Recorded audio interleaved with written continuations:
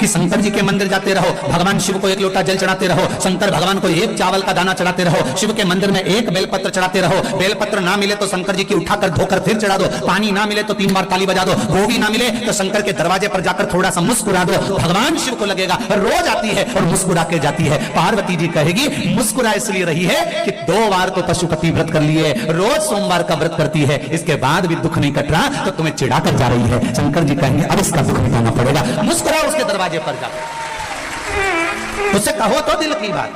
इस शरीर को लोग कहते हैं आपके गुरुजी ने कहा कि भगवान से कुछ नहीं मांगना चाहिए, पर हमारी तो शिव महापुराण की कथा कहती है जो कुछ भी मांगना संसार से मत मांगना, उस भगवान से मांगना, जो तुम्हें को देता है वो तुम्हें दे। आपके गुरुजी ने कहा भगवान से कुछ मत मांगो, पर हमारी शिव पुराण तो कहती है कि किसी से मत मांगो पर उससे मांगो, वो तुम्हारा बाप है, जगत का बाप, जगत का पिता, देवाधिदेव महादेव है,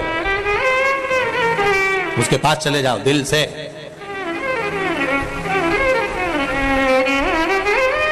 ये आत्मा, ये शरीर, ये सोने की रकम है, इस शरीर को भगवान तक लेकर जाओ। दुख जब आता है तभी रकम दुकान पर जाती है, तो ये शरीर भी जब ही जाना चाहिए परमात्मा के द्वार। अब बहुत गंदा हो गया, बहुत तकलीफ में हूं, कहां जाऊं, सारी दुनिया में भटक कर देख लिया मैंने। कोई कहता है ये करो, कोई कहता है वो करो, कोई कहता है ये करो, कोई कहता है वो करो। जब देखो, जब यूट्यूब खोलो, फेसबुक खोलो, तो कहीं ना कहीं का महाराज मिल जाएगा बताता हुआ ये कर लो वो कर लो। अब कहीं नहीं जाऊंगी, अगर जाऊंगी तो एक लोटा जल लेकर शंकर के पास जाऊंगी, क्योंकि जल चढ़ाने में ना ढोंग है, ना प्रपंच है, ना छल है, ना बेईमानी है, ना किसी का मन दुख है, ना अपना मन दुख है। अपन शिव के भरोसे, बस उसके सहारे पर एक लोटा जल चढ़ा कर आऊंगी और उससे कहकर आऊंगी कि मैं तेरे भरोसे पर, तेरे भरोसे।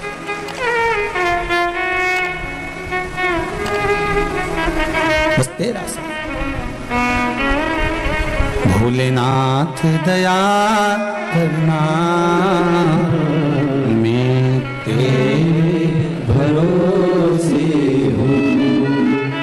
उसके भरोसे पर रहो, उसके सहारे पर रहो, उसके आनंद में रहो, मत भटको यहां वहां। सारी दुनिया में भटक कर देख लेना, अंत में कुछ नहीं मिलने वाला। लोग तुम्हारा धन रख लेंगे, 5,000 यहां जमा कर दो, 2,000 वहां जमा कर दो, 3,000 यहां जमा कर दो, फिर ये 4 गेहूं का दाना उठा के ले जाओ, ने 5 ये ले जाओ, ने वो ले जाओ, कुछ नहीं निकलेगा इसका साथ। अंत समय में फिर आना ही पड़ेगा शिव के द्वार। अंत बिंदु वही है, उसके सिवाय कुछ नहीं है। और जीते भी शिव के बन जाओ तो मरने के बाद भी शिव के ही होना है। अंत समय के बाद में, प्राण छूटने के बाद सब आग लगा के चले जाएंगे। भगवान विष्णु वैकुंठ में रहेंगे, ब्रह्मा ब्रह्म लोक में रहेंगे, इंद्र इंद्र लोक में रहेंगे, सारे देवता अपनी अपनी जगह पर रहेंगे। पर शमशान में जब आग लगा के जाएंगे तब कोई नहीं रहेगा, तब वो ही रहेगा, एक देव अधिदेव महादेव रहेगा। तुम हड्डियां अग्नि के कारण चटर चटर कर रही होगी तो महादेव पूछेंगे क्यों री कमला, तेरी हड्डी तो बहुत टूट रही रे। कमला के नहीं गई ना शंकर के मंदिर, इसलिए अब चटर चटर करके टूट रही। महादेव ये जाती ना तो नहीं टूटती है, निश्चित बहुत चटर चटर कर। जिंदा हो तब तक मोबाइल पे डीपी बदलते रहो, मरने के बाद तो एक फोटो फिक्स लगा रहेगा, फिर डीपी बदल ही नहीं पाओ।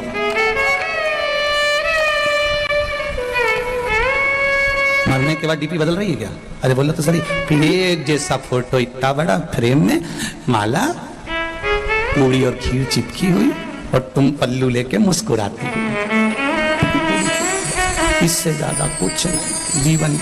जिंदा हो तब तक डीपी बदलते रहो, मरने के बाद तो एक फोटो डीपी पर फिक्स हो जाएगा, और वो भी छोरा छोरी लगाएंगे तो लगाएंगे, नहीं तो कौन लगा रहा है तुम्हारा फोटो? इतनी शान से जियो मारा छोरा मारा छोरा। मरने के बाद इतने बैठे हो, तुम में से कौन है जो श्राद्ध में अपने डीपी पर अपने दादा परदादा का फोटो लगा दिया? जब उनका नहीं लगाया तुमने, तो तुम्हारी औलाद तुम्हारा लगाएगी। अरे जीजी जाने दो, रही राजस्थान वाली हो।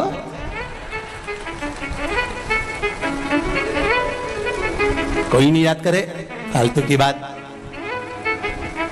जब चले जाओ तो लोग बूंदी और सेव चढ़े खूब खाए, पर कोई नहीं याद करे। कौन याद करेगा? जिंदगी है, अलमस्त होकर जियो, रोके नहीं, खुश होकर जियो।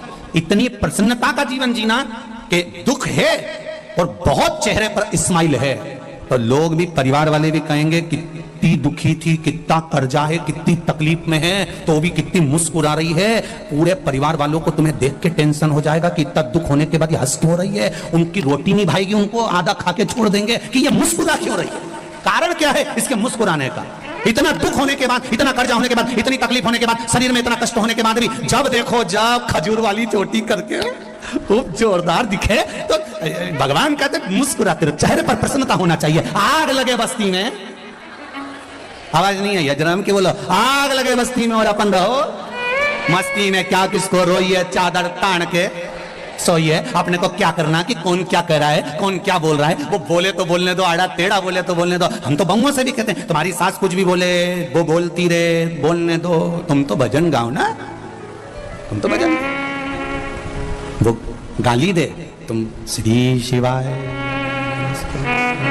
बस सास को ऐसी देख के 2-4 बार बोल दो श्री शिवाय। सास भी बोलेगी कुछ जादू कर रही है क्या, बस इतना तो बहुत।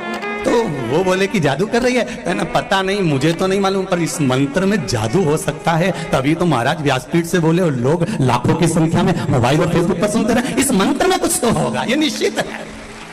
जपो श्री शिवाय नमस्तुभ्यम, ये जिह्वा से जितनी बार निकलता है। शिव महापुराण में अभी कुछ समय पहले, 1-2 महीने पहले इंदौर में कथा थी, लोगों ने बहुत ऑब्जेक्शन लिया, ये श्री शिवाय नमस्तुभ्यम कहां से आया, ये कोई मंत्र है क्या, ये कोई साधना है क्या, लोगों ने खूब ऑब्जेक्शन लिया। उसके बाद में लोगों ने जब शिव पुराण में देखा, शिव पुराण में जब देखना चालू करा तो शिव पुराण में लिखा था विद्येश्वर संहिता में कि इस मंत्र को बोलने वाले का केवल मुख का दर्शन कर लो तो काम हो जाता है, उसमें लिखा है। जब लोगों ने इस मंत्र का ऑब्जेक्शन लिया कि ये मंत्र क्यों, श्री शिवाय नमस्तुभ्यम कहां लिखा, इस मंत्र का क्या प्रयोग होता है, इसको क्यों जपा जाए, जब लोगों ने इसको जब जनमानस में भेज दिया कि ये तो सियोर वाला महाराज ने बनाया मंत्र, ये तो फालतू का है, ये तो होना ही नहीं चाहिए, ये तो ऐसा नहीं होना, तब लोगों ने फिर पुराण में ढूंढा कि आखिर लिखा कहां है। तब इनने ढूंढा तो उसमें लिखा हुआ आ गया कि इस मंत्र का जप करने वाला व्यक्ति इसको केवल मुंह से बोल भी ले और उसका चेहरा भी देख लो तो ही मनुष्य का सब कार्य सफल हो जाता है। तो फिर बोलने में अपना क्या जाता है, प्रेम से बोलो श्री शिवाय नमस्तुभ्यम।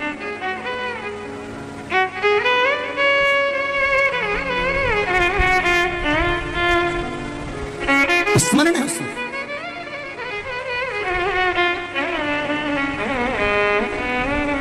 लोगों का काम है भरमाना, लोगों का काम है भटकाना, पर शिव महापुराण कहती है आपको भटकना नहीं, आपको शरणागति लेना। शरणागति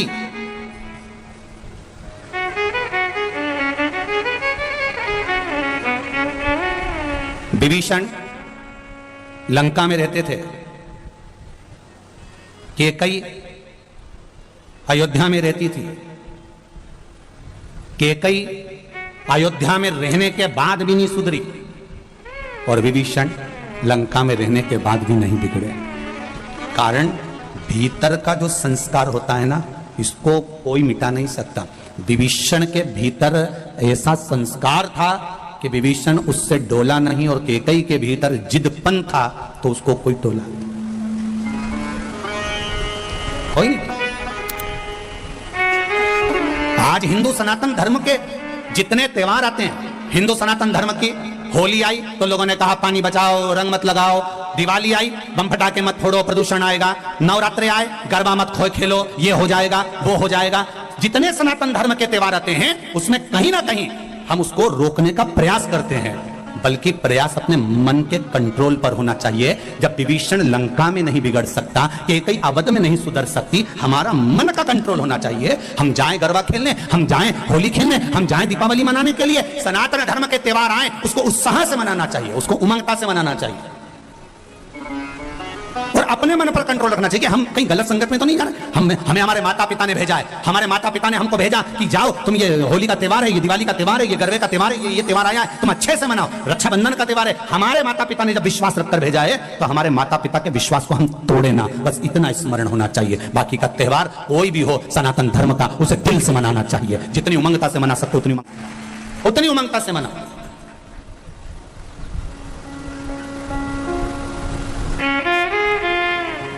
प्रसन्न चित्तता में मनाइए, अपने जीवन को आनंद में जियो।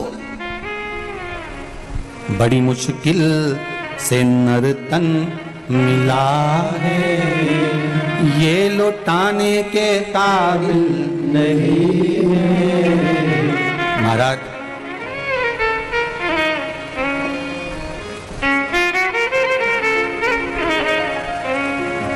83,99,999 जन्म फालतू के मिलते हैं। उसके बाद मनुष्य का जन्म है 84 लाख हुआ। कितने जन्म निकल गए इससे पहले बोलो जरा?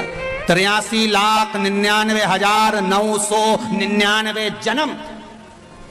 कभी मच्छर बने थे, कभी जुआ, कभी खटमल, कभी झिंगुर, कभी कीड़ा, कभी जलचर, कभी थलचर, ना जाने कितने कितने जन्म। 83,99,999 जन्म तो ये जीव जंतु के मिले थे। आखिरी का जन्म है 84 लाखवां जन्म। कौन सा? अरे बोलो जम के, मनुष्य का। और 84 लाखवां जन्म, और इसके बाद भी कोई गारंटी नहीं दी जीजी कि अपन वापिस मनुष्य बन जाएंगे। वापिस मनुष्य बने ये कोई भरोसा नहीं। अगर दूसरे का पैसा खाकर मर गए तो अगला जन्म भैंस का मिलेगा, और भैंस का जन्म मिलेगा, और जिसका पैसा खाकर मरे उसी के घर में दूध देना पड़ेगा, और वो नोच नोच के निकालेंगे। नोच खूब रोगी तुम भी कि हमने कौन सा पाप किया था जो इस सेठ जी के यहाँ सारा दूध देना पड़ रहा है। तो दूसरी भैंस समझाएगी तुम्हारे मोहल्ले की पड़ोसन, अरे अपन इसका खा के मर गए थे इसलिए निचोड़ निचोड़ के दे दो जब तक कर्जा पूरा नहीं हो जाए। खूब झूठ बोलेंगे, अपशब्द बोलेंगे तो अगला जन्म मेंढक का मिलेगा। जितना अनसन बोलेंगे तो हम तुम तो मेंढक बन जाएंगे, तुम मेंढकी बन जाओगे। बोलते एक जन्म 83,99,999 के बाद जो मिला है ये मनुष्य का शरीर बड़ा विचित्र है। अंतिम बिंदु है, आखिरी। और इसमें इतना हमें फालतू के प्रपंच में नहीं पड़ना। घर में रहो, परिवार में रहो, कितना भी झगड़ा हो, कभी लड़कर अपने मायके नहीं जाना, कभी लड़कर मत जा। इनकी छाती पे मूंग धलो पर मत जा। नहीं जाऊंगी जा। कोई कितना ही झगड़ा करे, सास कह भी देते हो तो तू तेरे पिताजी के पास जा, तू अपने बाप के घर जा। नहीं जाऊं मैं तो शादी करके यहीं और यहीं रहो, और जितना ज्यादा लड़ाई झगड़ा हो उतनी जोरदार रोटी में घी डाल के खाओ, क्योंकि लड़ने के लिए फिर एनर्जी भी तो चाहिए। तो तुम तो अच्छा खाओ और फिर दूसरे दिन तैयार होकर फिर बैठ चल। पर नहीं जाऊंगी मायके तो नहीं जाऊंगी जा। पहले का जमाना था कि लड़के मायके चले जाते, नहीं जाऊंगे तो जा। सियोर वाला महाराज ने मना करा, साला सरजी में बोला था नहीं जाऊंगी। वो कितना ही कि मैं तेरा सामान रख दूं, पैक करके छोड़ आऊं, नहीं जाऊंगी जा। और अगर वो बाहर छोड़ भी दे तो शाम को जब गाय भैंस अपने घर जाए तो उसकी पूंछ पकड़ के अंदर चली जाओ, और वो बोले क्यों आई? कि मैं तो आई नहीं रही थी, भैंस ली आई। मैं थोड़ी ना आई, तुम तो पहुंच जाओ।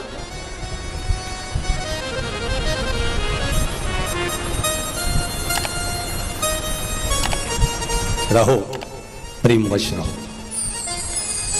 नियम ले लेना कि अब अपना 83,99,999 जन्म के बाद ये मनुष्य की देह मिली है, रोकर नहीं निकालूंगी, खुश होकर निकालूंगी।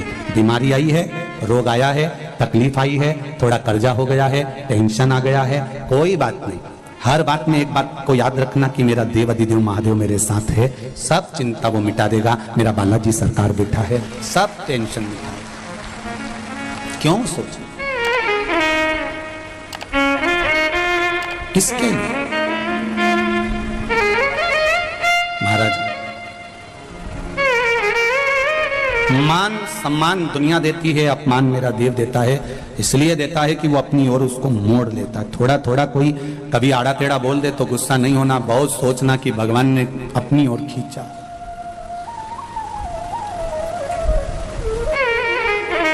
अपनी ओर खींचा, वो साधारण नहीं। भगवान शिव से अपने हृदय की बात, चित्त की बात भगवान को कहे, रिटर्न भगवान शिव से जब दिल से, हृदय से, चित्त से हम भगवान को कुछ कहते हैं, भगवान सुनता है, स्वीकार करता है। एक प्रसंग बड़ा सुंदर शिव महापुराण में आता है।